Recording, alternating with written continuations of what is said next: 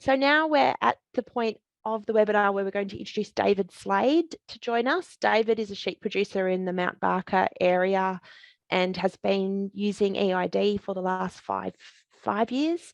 So I've got David on the call to ask just to go through a few questions just on how he's found that and what he's using it for. So welcome, David. Thank you very much for joining us. Yeah, hello, how are you? Yeah, very well, thank you. I guess the best place to start, David, is why? Why did you adopt EID 5 years ago? We adopted EID because we wanted to get a better genetic selection of our sheep, and we couldn't do it with manual reading tags because apparently if you read 100 tags, you'll never get them all right. You misread 1 or 2 tags, and it's the speed of reading too. The electronic tags EID is a lot faster to read. Stud identification or elite flock, we were breeding up our own rams as well, so we needed that as well, which we were still using. And we can identify twin singles over the whole life of the ewe as well, whether it been barren and this sort of thing, whether we cull them for other faults as well.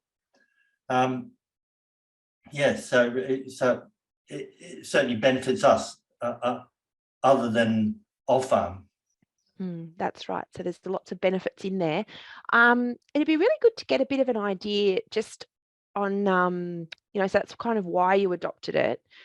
Do you have any sort of plans for the future, like where you think you could take the information you're getting into the future, like how you could use it? Well, other than genetic selection on a broad scale, yes, you could do that.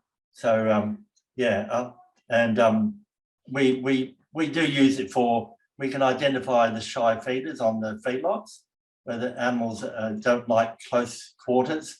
They can be pulled off the feedlot. Without EIDs, you wouldn't find them.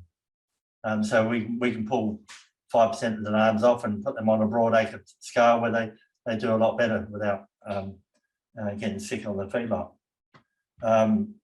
We had a situation where we were actually drenching, mineralising and vaccinating sheep, and we had a Model 500 ewes mix up with a Model 1000 we just already done, and the product we used on was over $4 a sheep plus the handling of them, and we were able to just bring the auto drafter in and draft those 500 off that 1000 within 2 hours and draft them all off,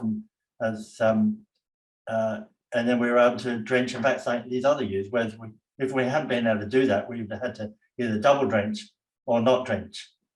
And despite the fact we would have lost $4,000 worth of product along the way. Along the way, yeah, wow.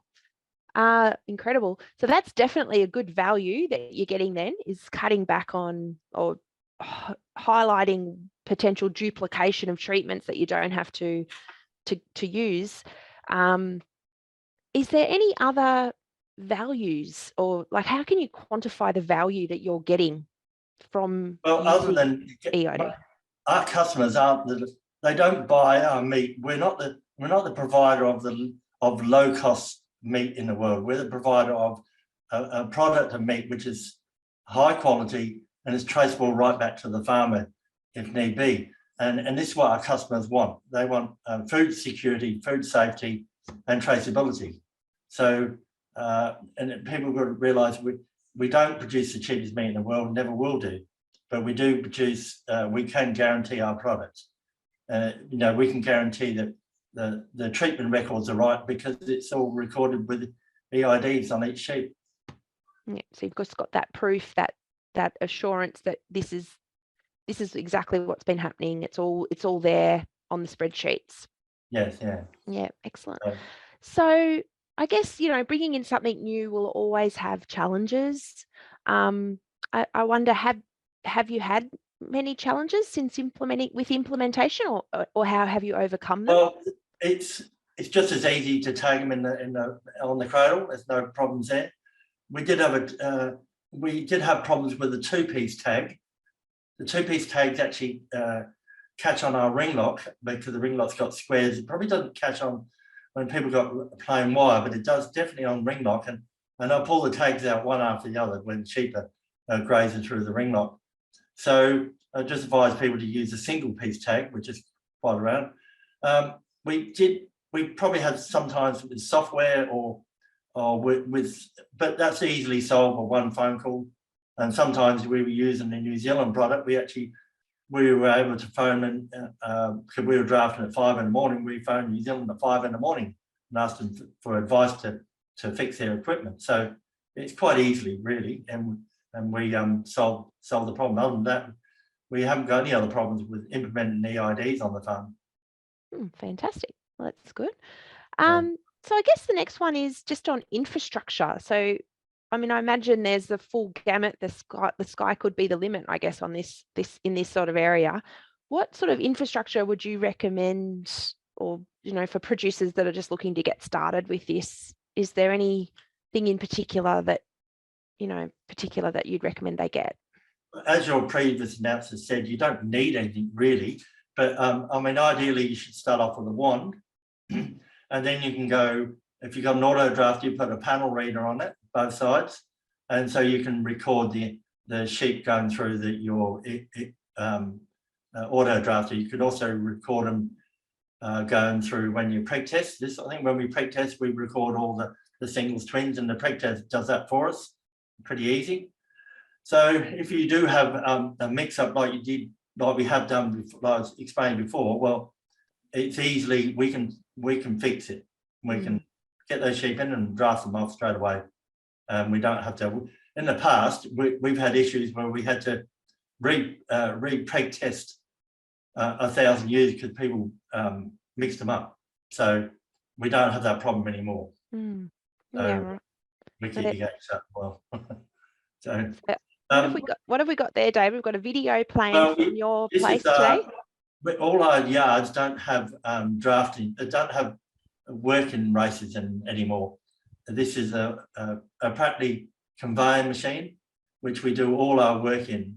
And so at the moment they're doing 4 vaccinated, in fact 5, because there's a double vaccinator there as well. So and so you can tag, you can drench, and it makes everything easy for everybody. No one's getting knocked around in the sheep race, the hunting race. And we can use a labour which is untrained as well, because you can just have the people which are trained to vaccinate do that job, and the other people which is untrained labour can be backpackers, this sort of thing, can push up sheep. Yeah. So it's saving in terms of that labour, the labour that you need on farm, definitely. Yeah. Okay. And we got a picture of the truck there which we feed sheep in. We'll feed typically 10,000 sheep in 2 hours with that, and every sheep gets fed in a trough, so there's no wastage as well. Yeah, perfect, fantastic. So I guess you've certainly been using this for a fair while now. Is there any sort of advice that you might have for other producers that are looking at getting started with this? Well, you probably, if you're going to sell your sheep and you want 98% readability going through the yards when it does come in, that's what Victoria's got at the moment, you probably need to scan your sheep before they go off the farm to make sure all the tags are readable. Most of them are readable if they've got EID in. It's only a very small percentage, which is 0.2% of tags which aren't readable. So you probably need to make sure that your sheep have got EIDs in them before you go off the farm. Otherwise, you'll get charged for putting EID in at the yard. So and if you run through, like we weigh everything, every sheep and lamb that goes off the farm at the moment. So if it hasn't got an EID, it just get chucked into the pen, a 3-way drafter with no EID. So we just program the scales to draft off the ones without EIDs in them. So it can, and then you can put them in, so it picks up on anyone that that have been missed. Yeah, that's right. Yeah. Oh, right. Okay. And any tips on tags, placement of tags, or?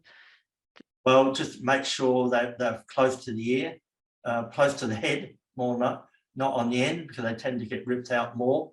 So yeah, just make sure they're correctly applied. Make sure your gear is clean, you know, disinfect your gun, this one, keep all your cage clean and everything, and then you minimize that infection from tags put in the air. But most people would do that as a normal general husbandry. Yeah, absolutely. Mm.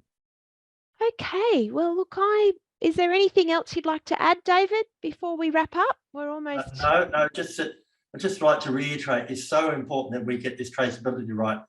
Because if we, up until recently, Australia was on a knife edge of traceability. In other words, if we can demonstrate to our overseas customers that we could trace our animals, and we were only just getting by the skin of our teeth, and if we'd have failed this audit from the overseas customers, we would put our markets at risk. So this just reinforces our markets. And not only that, as where the woolly demonstrates it, if we had an FMD outbreak, that they would find Where's Woolly a lot quicker than the normal mob-based system. In fact, you may not even find it with a mob-based system. You've got to look through a million sheets. So when you're faced with FMD like you were from Indonesia for a while, and still is probably, well, it just reinforces our ability to get trading again, because it will be a major thing for Australia if trade gets suspended, because you won't be able to sell sheep or cows or goats on the export market until we're clear of all vaccinates and all signs of the disease. Absolutely. Yep. No, it's certainly super important, and just that bigger picture, when you look at the bigger picture, like it's a big change for everyone to go through, but the bigger picture just is so clear that it's super important, so critical that it happens. So I think having you come along tonight, David's just been really great to give other producers some insight into your journey with this. So thank you so much.